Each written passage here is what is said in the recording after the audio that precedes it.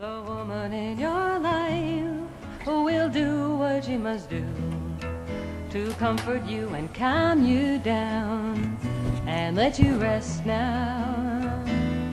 The woman in your life, she can rest so easily.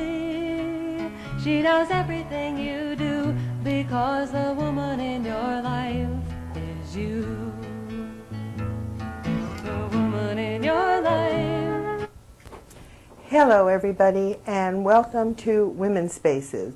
My name is Elaine Holtz and I'm your host this evening. And let me tell you something, I am extremely excited this evening because I have with me as a special guest Sharon McErlane, who wrote the book A Call to Power, The Grandmothers Speak, which is extremely dear to my heart, particularly since I'm a grandmother. And I want to mention to my listeners that I'm wearing a little heart necklace that my granddaughter Caitlin made for me in honor of doing this show.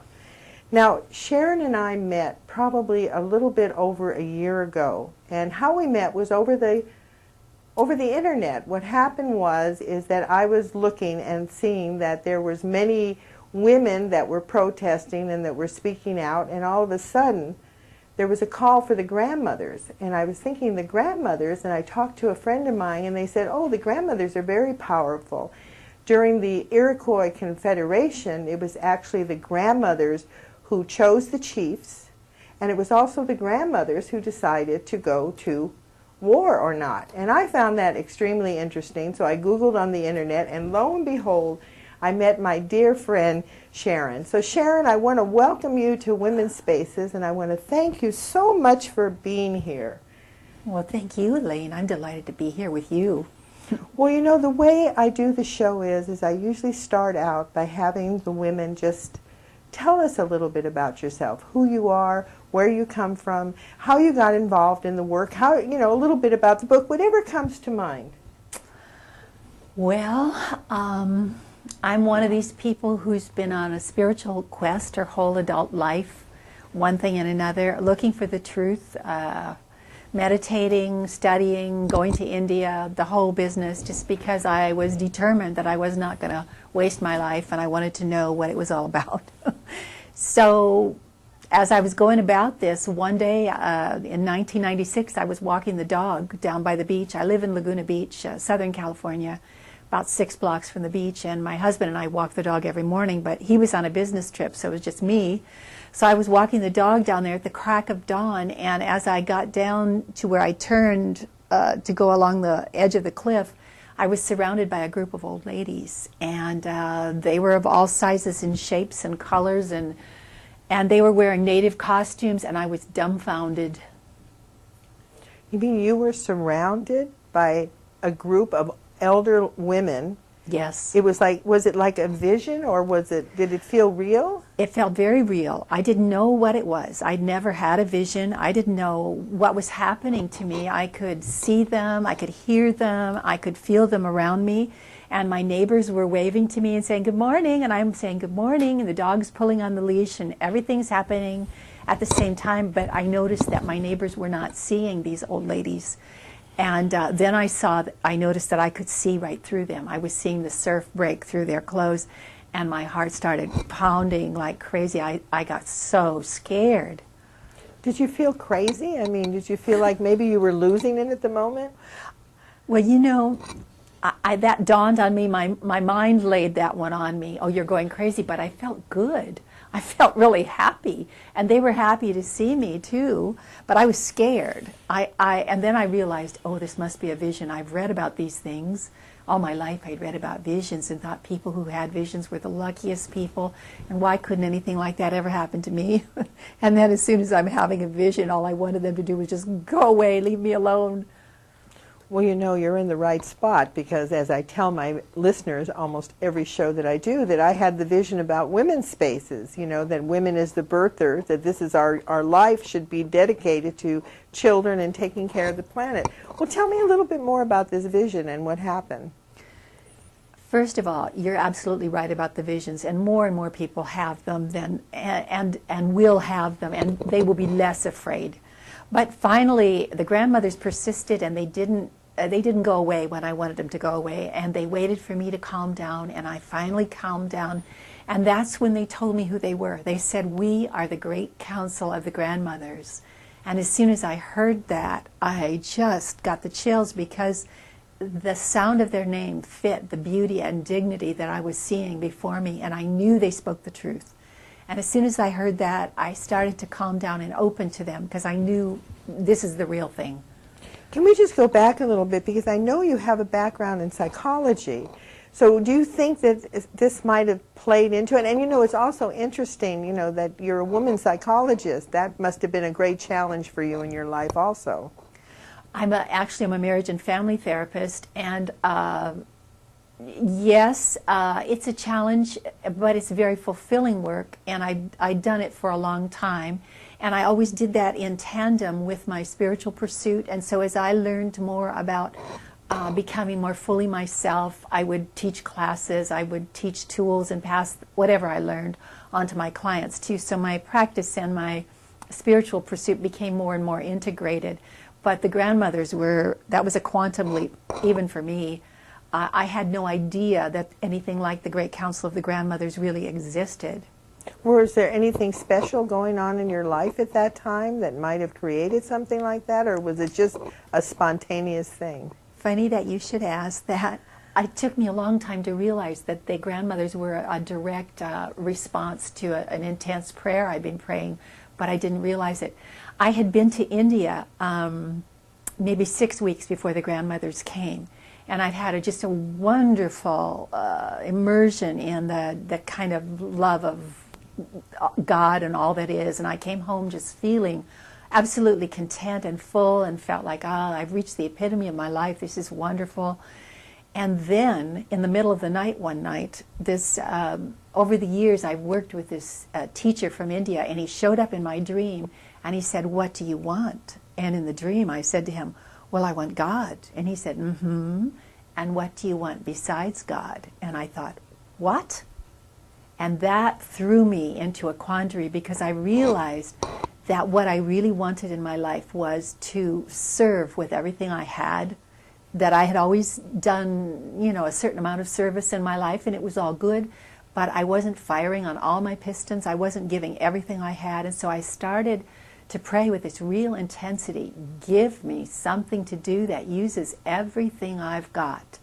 And boy, that's when the grandmothers showed up. You know, it's very interesting that you say that. I had the same experience when I was developing this show. I was in my backyard and I was asking, what is my purpose?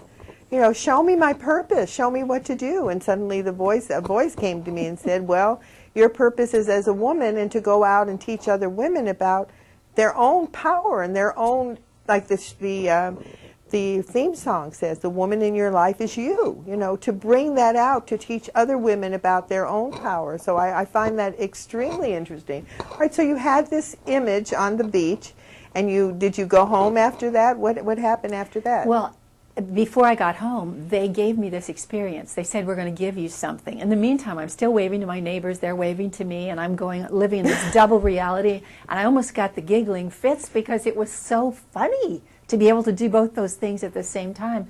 But they said, we're going to give you something, and then from above my head came down this wonderful silky kind of light. It was like fabric, but it was of light, and they wrapped me in it, and they said, this is a call, C-A-U-L, and this call will awaken and align all of your parts together, and you will begin to bloom as the flower that you've always been and always will be. And I felt so wonderful, so complete. And I came home from that walk, and I just wrote down what came to me then, and I put it away. You know, if you remember, before we came on the air, we were talking about the fact that before you were really able to do anything, in other words, bring it out into the world, it took you 7 years. So my next question would be, well, what were some of the thoughts? I mean, here you had this vision. I mean, say 100 years ago, a woman had a vision like that, they would put her in an insane asylum. So what did you go through, you know, having the vision, hearing the voices? What was the process from taking it to getting it out of your head into a book and all the other great things that happened after that? Oh God! Yeah, it was like going through torture. I came to realize that we have no. You don't need any enemies when you have your own mind. You don't need anything else. I would just go through. I mean, one minute I was just starstruck and like, oh, this wonderful thing happened to me, and then the next minute it was, oh, I'm not worthy. I can't do that. And my mind just back and forth and back and forth. And that's why it took me so long to write the book. I was in a wrestling match with my own self and with my own ego. Was I worthy? Oh, I was too worthy. Back and forth.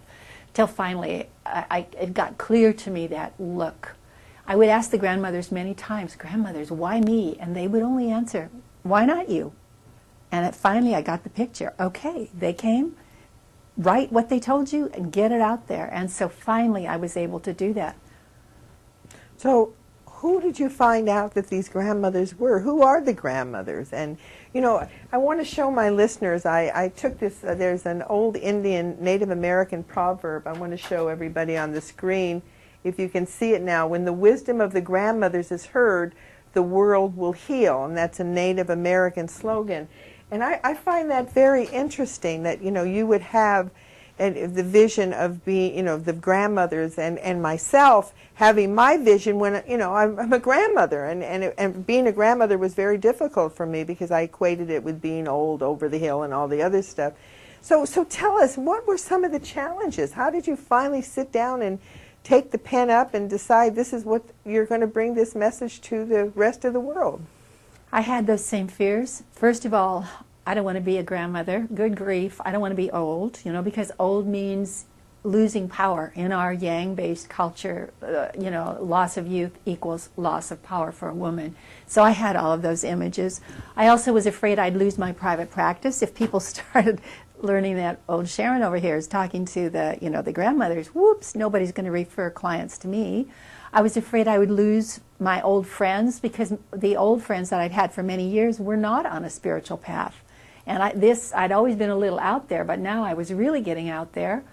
I was afraid about, you know, what is my family going to do? That, you know, are they going to put up with this? Because they weren't really interested in it either. I had a lot of fear. But little by little, all those things were dealt with and faced. And yes, some things changed and some things didn't. And my life is better now than it was. Well, you know, I have a saying, the opposite of fear is faith. And it sounds like you took your fear and you turned it into faith, faith in yourself, faith in the message, and you began to do something. Would you agree with that?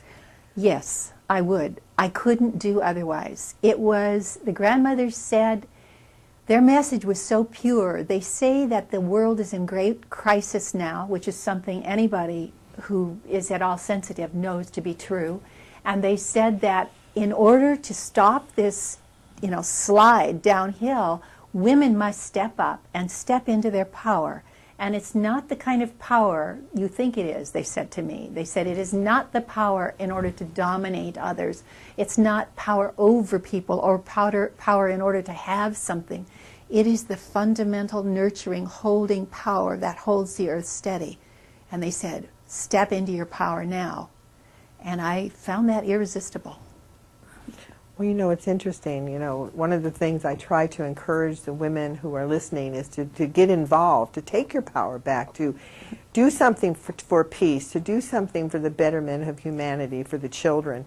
And it's very interesting how you say step into your power, because I think the reason we have to step into it is because for so many centuries we've been stepped out of it. It's like we haven't really been in tune with who we are and what we are capable of doing. So I just think your work is just brilliant. I mean, and the vision is so overwhelming.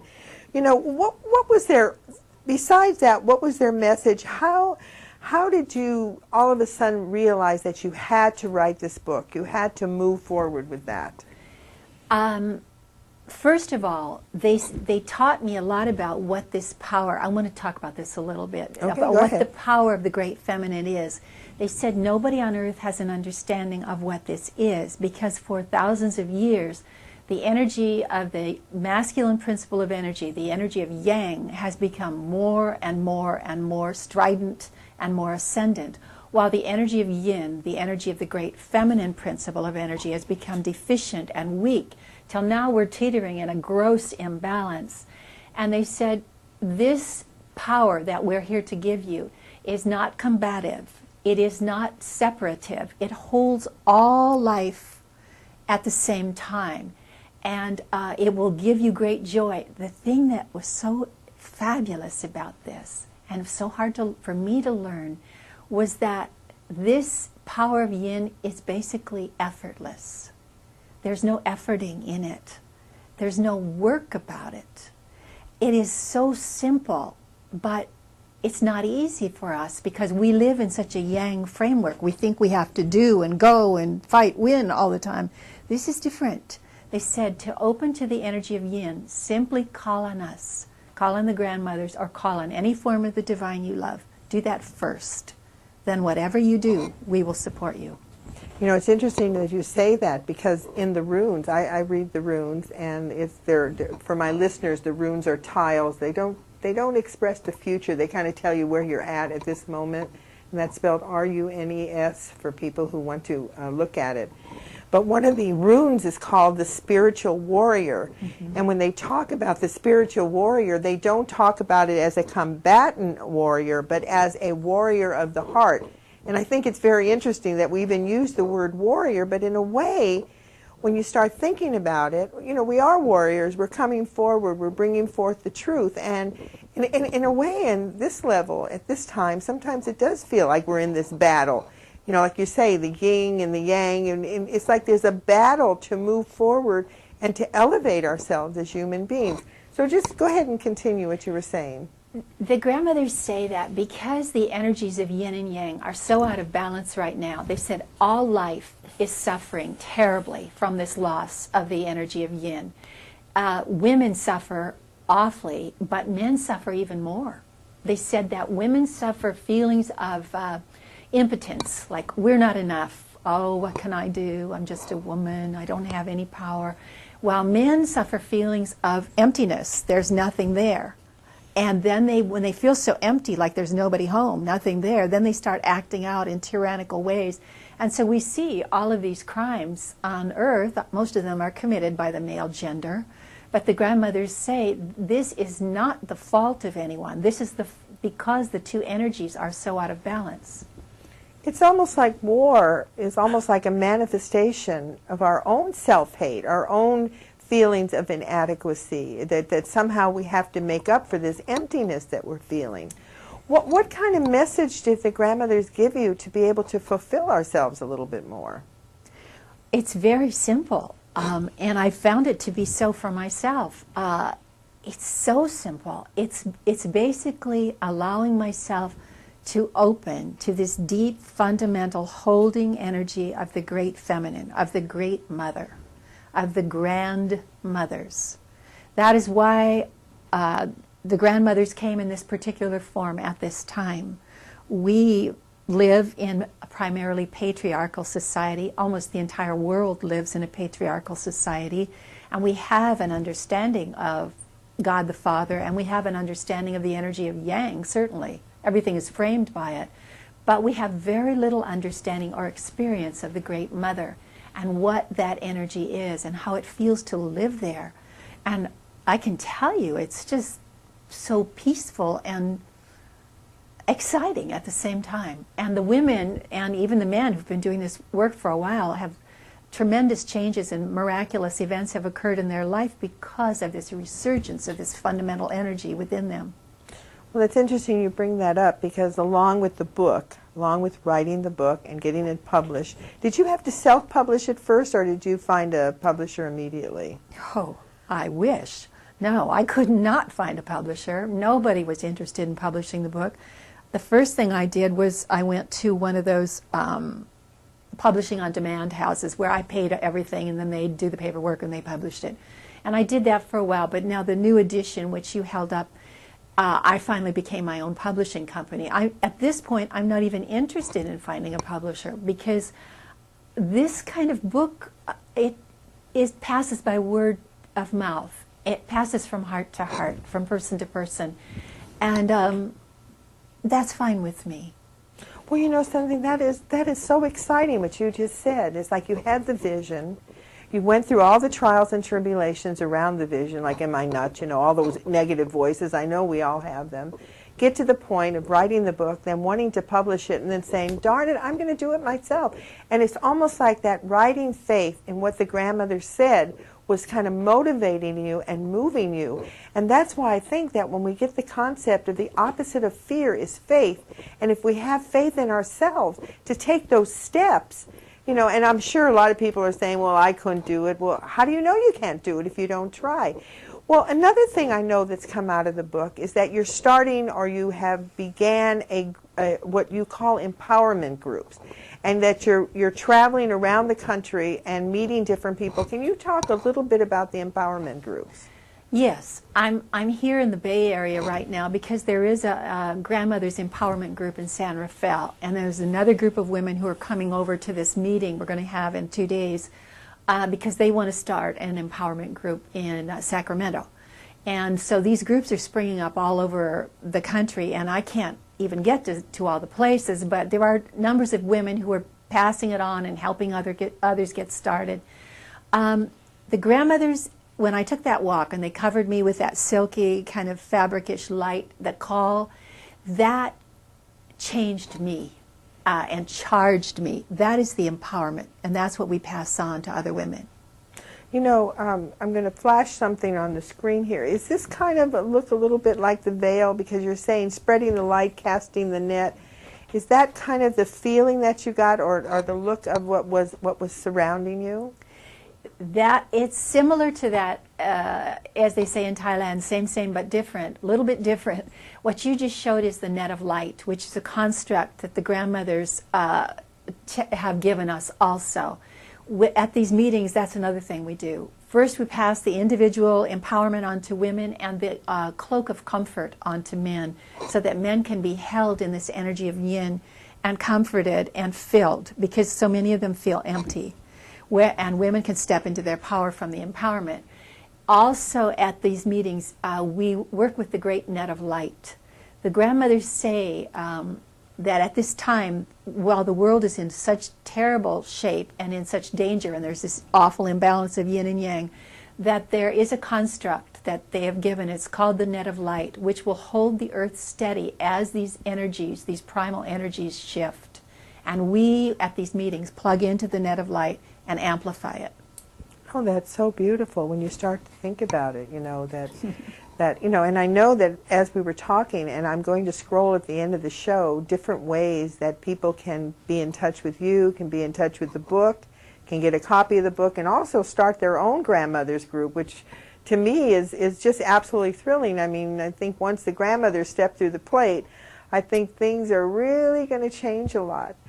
You know, Sharon, time goes by very fast in this studio. So what I'm thinking now, what I'd like to do is just give you a few moments to where you go ahead and just look into the camera and tell our audience anything that you feel is in your heart that you'd like to share with them about the grandmothers, about your groups, about anything that you feel comfortable sharing. How much time do I have?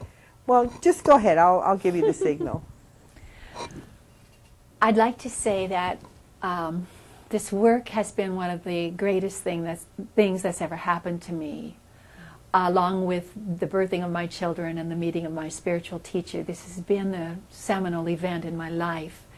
And it has blessed my life. It's allowed me to live in grace and allowed me to pass that gift of grace on to many, many others. I couldn't be happier. There's nothing I'd rather do. And we don't charge anything for this work. It's free. I charge for the book because I have to pay for the printing and everything, but we pass the empowerment on to everybody who wants it, and the cloak of comfort on to any man who wants it. And now there are grandmothers groups doing this all over the country and all over the world, and the work is being translated into different languages now.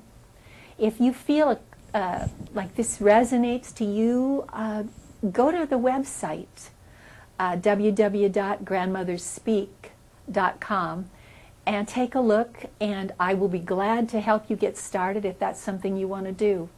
It will bless your life. It will delight you. Well, that was beautiful. You know, just the whole idea of being empowered and the peace it brings you and the purpose. You know, I think oftentimes as women we have forgotten our purpose. Like you say, one of the greatest delights you had is giving birth to your child. I mean, that's like nature coming through you. And for women who maybe don't have children, it doesn't matter. It's still that potential in you and that feeling. And if we just get in touch with it and move forward, I think we have a better chance to have peace on earth. What idea or what thought would you like to leave women with as far as getting involved themselves? I mean, where did you just get the tenacity, the confidence? I mean, right now, you're doing a lot of work. What is motivating you? What is giving you that confidence? What's given me the confidence I have is the presence of the divine inside me, and that by calling on the grandmothers, I know they're there, I know they're here, and I don't even think about what I'm going to say to you or what I'm going to say to anyone. I think about that connection and it happens. Well, it's almost like the theme song, "The woman in your life is you." And once you get in touch with that woman, once you get in touch with that power, we have to stop. We have to stop. We have to get whoever's in power right now to stop and start rethinking. We have to start thinking in terms of life. We have to start making decisions as what's good for the women and the children, what's good for the earth, what is good for our survival. We have to start asking those questions. And I think the fact that the grandmothers have come through to you, is a real statement that we are guided by some sort of spiritual force. There's something happening in the universe that's saying, come on, you beings on earth, let's take a time out. You know what I'm saying? I know exactly what you're saying, and this is the time for it. This is the time that's been foretold in all the ancient scriptures as the time of when we reach the bottom. This is in Hinduism they call it the Kali Yuga. The Hopis talk about it. It's in the Buddhist Shastras. It's everywhere. This is the nadir of civilization where we hit the lowest point, and I think we would all agree we're pretty much there. And at that point, there can be a turning and an upward step. And the grandmothers say that first step, strange as it may seem, belongs to women. And it's time. Now is the time. And they say, we will do this work with you or without you, but if you work with us, you will have the joy of being on the ride with us. Well, Sharon, thank you so much for a wonderful interview. And I want to thank all my audience for listening and to remind you that this is Elaine Holtz with Women's Spaces saying goodbye for now. The woman in your life will do what she must do to comfort you and calm you down and let you rest now. The woman in your life, she can rest so easily. She knows everything you do because the woman in your life is you. The woman in your life knows simply what is true. She knows a simple way to touch to make you whole now. The woman in your life, she can touch so easily. She knows everything you do because the